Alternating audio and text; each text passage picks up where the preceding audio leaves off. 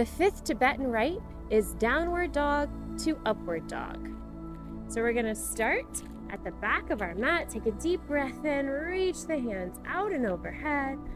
Exhale, bow forward, and then walk your hands to downward dog, making an upside down V.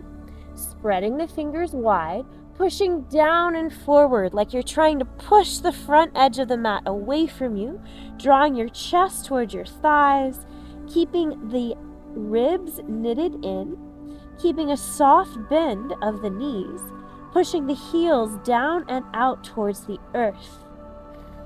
Then take a deep breath in, lower the hips, shoulders back and down, lift through the crown of the head, upward dog, and exhale back to downward dog.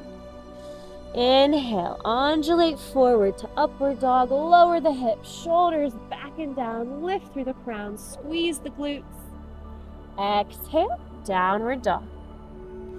Inhale, upward dog. Exhale, downward dog.